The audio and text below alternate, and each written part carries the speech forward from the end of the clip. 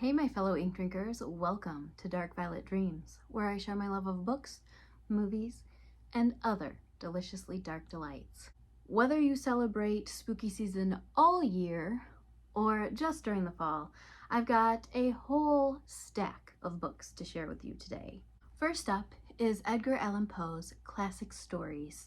I recently read this collection and it is full of his classic Gothic stories as well as some detective fiction and some surprises. So I highly recommend this. This is the Barnes & Noble edition and it is gorgeous.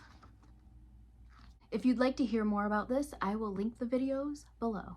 Speaking of Gothic, I've got a great Gothic horror recommendation for you by one of our very own, E.D. Lewis. It is called Long Buried, A Tale of Gothic Horror. Home is where the heart is, at least that's what they say. Coming home can bring back memories, some good and some best left forgotten. Garrison returns home to help his mother move, but he must face the darkness he left behind before it consumes him and his childhood home.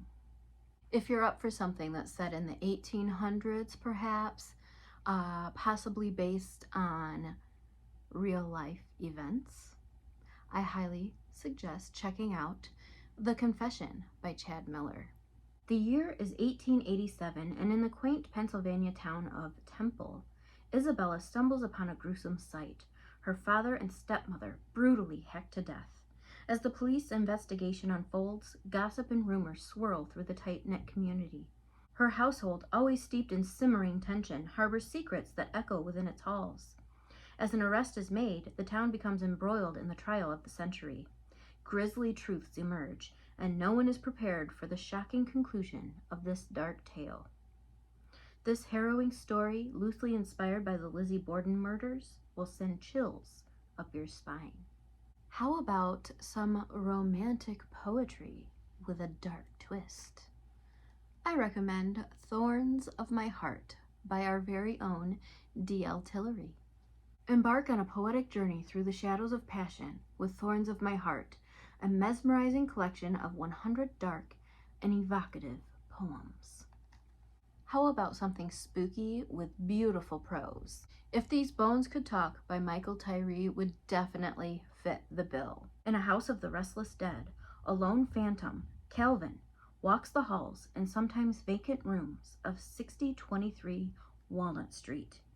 He looks for something he cannot describe and attempts to scratch an itch that never leaves him alone. His memories leave him every year, and he knows it is only a matter of time before he loses it all, like those older, now insane ghosts. Again, if you would like any information on any of the books that I share here, if I have shared in greater detail, I will link those videos below. How about a Gothic tale with equally gorgeous prose and stunning illustrations?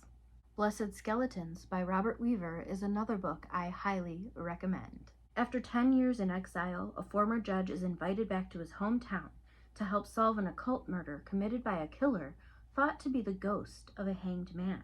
Light a candle and enter a snowy Gothic world set along the southeastern coast of England.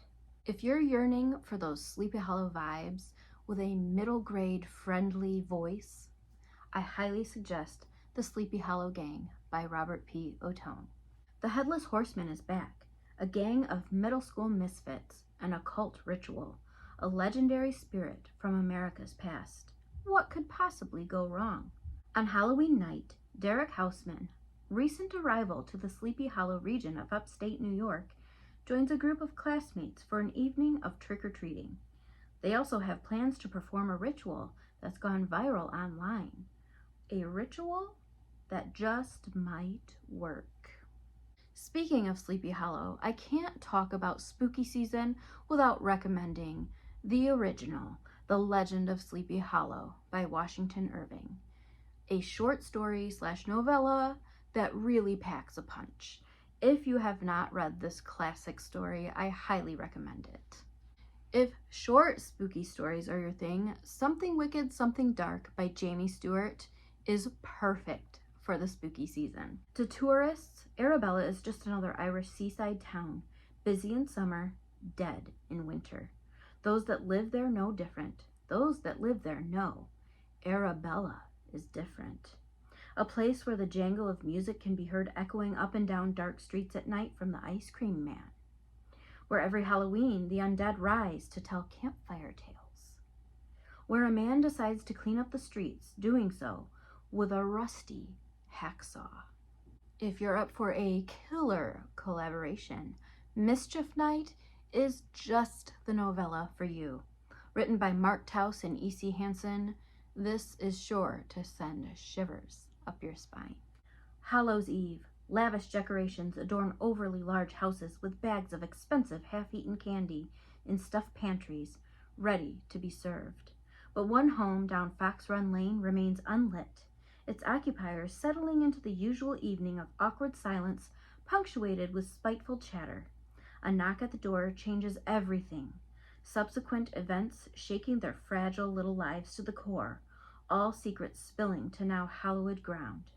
There will be no candy, only regrets and buckets of blood.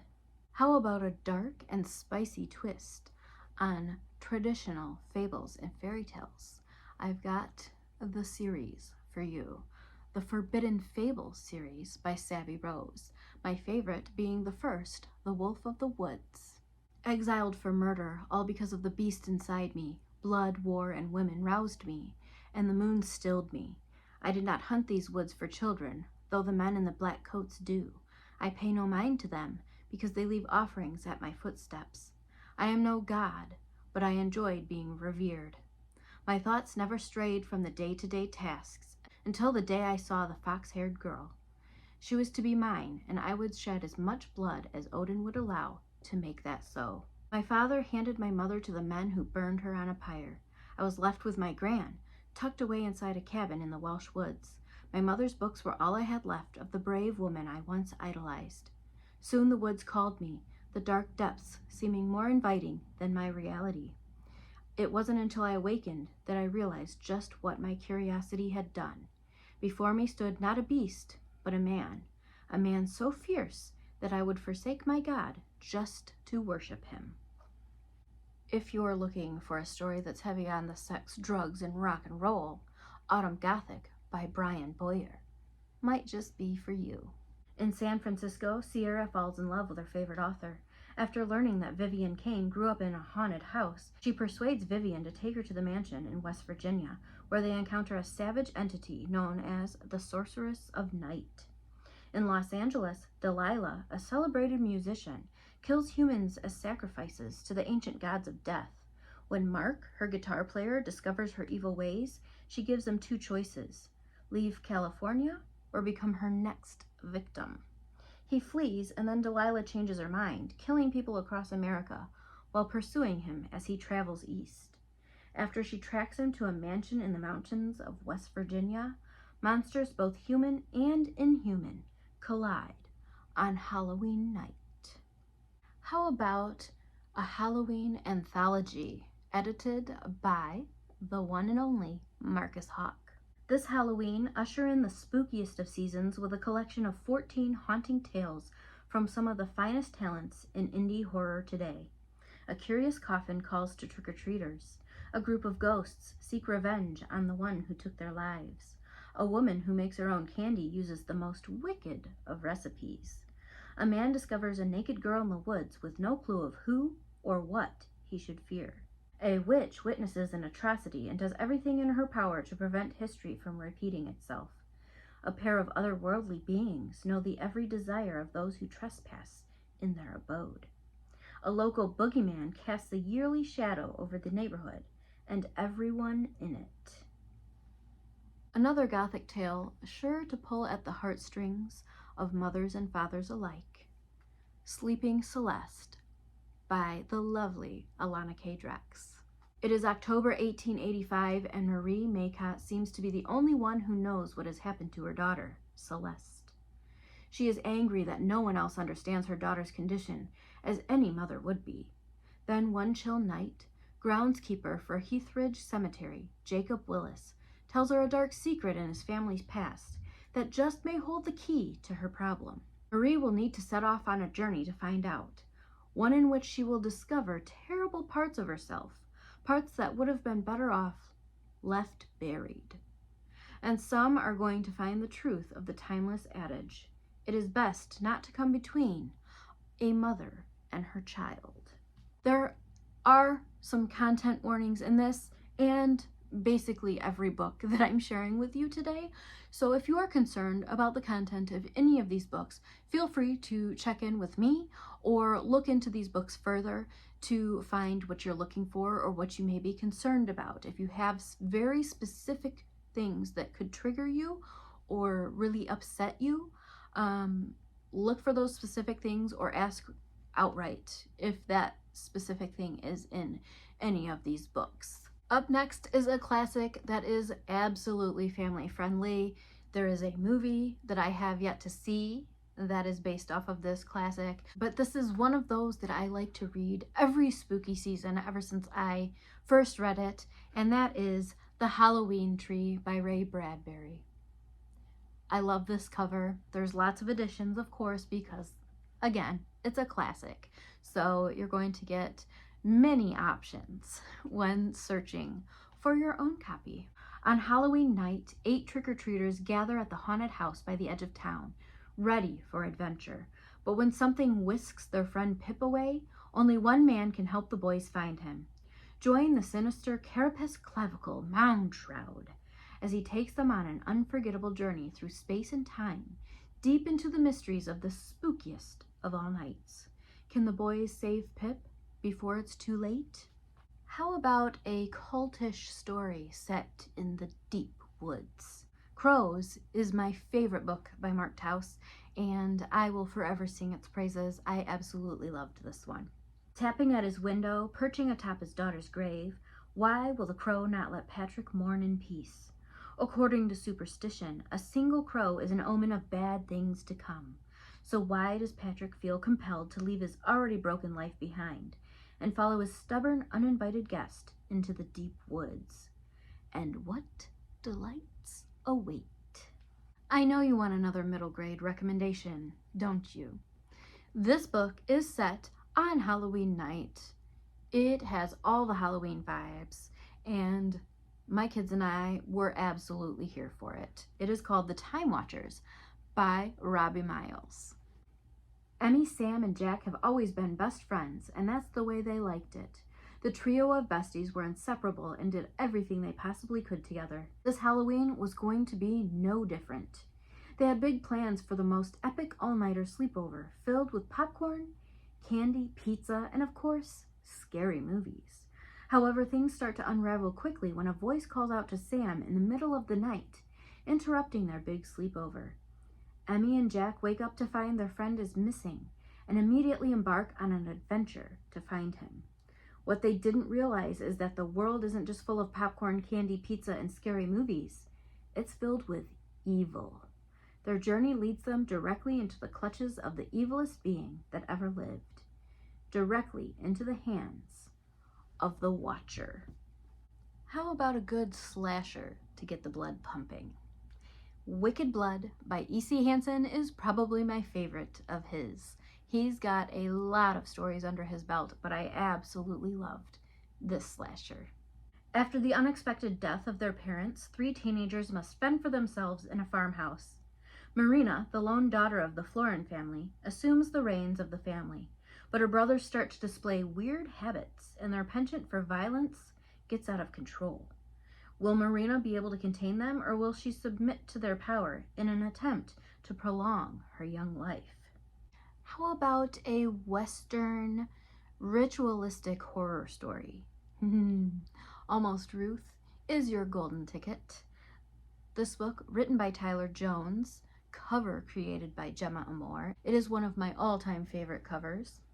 Here is what Almost Ruth is about. Asheville is a town with a secret history. Ancient structures lie hidden in the woods, and strange rituals are performed to keep the dead where they belong. For grave digger Abel Cunningham, it is also a town filled with regrets, and when Abel is tasked with an unusual burial, he discovers there are more than just corpses in the cemetery. Haunted houses, spooky season, Halloween, they all go together And of course, I've got another classic for you, The Haunting of Hill House by Shirley Jackson. I started watching the series and have not finished it. If you've only watched the series and have not read the book, they are so different, aside from characters with similar names and a haunted house. But I absolutely loved this book, and I definitely want to dive back into the series because sometimes creating something wildly different than the original is a lot of fun. But here is what The Haunting of Hill House is about. First published in 1959, Shirley Jackson's The Haunting of Hill House has been hailed as a perfect work of unnerving terror. It is the story of 4 seekers who arrive at a notoriously unfriendly pile called Hill House. Dr. Montague, an occult scholar looking for solid evidence of a haunting. Theodora, his light-hearted assistant. Eleanor, a friendless, fragile young woman well acquainted with poltergeists. And Luke, the future heir of Hill House. At first, their stay seems destined to be merely a chilling encounter with inexplicable phenomena. But Hill House is gathering its powers, and soon it will choose one of them to make its own. How about a chilling and mysterious story set in the fall on a college campus? Ungodly by Braden Riddick. I don't think I've talked about this in a while, but this is one of my all-time favorites, and I wouldn't shut up about it. So, it's back. Wicked phenomena strike the isolated campus of Palisade Mountain College. A homeless man sees his dead son in an abandoned dormitory, pursues the boy inside, and meets his demise.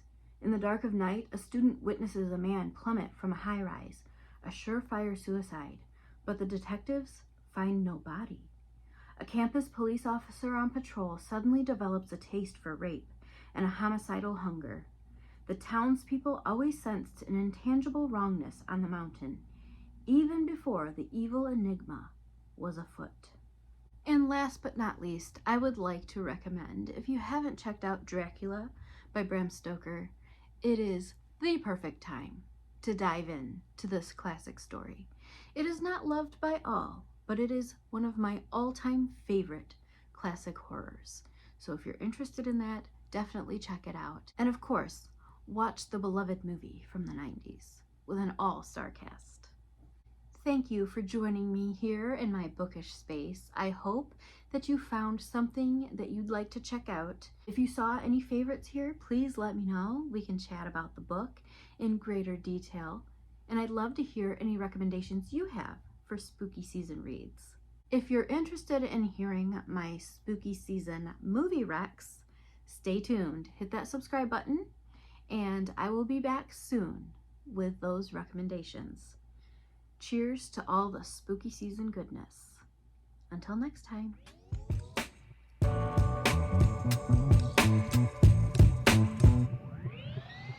Just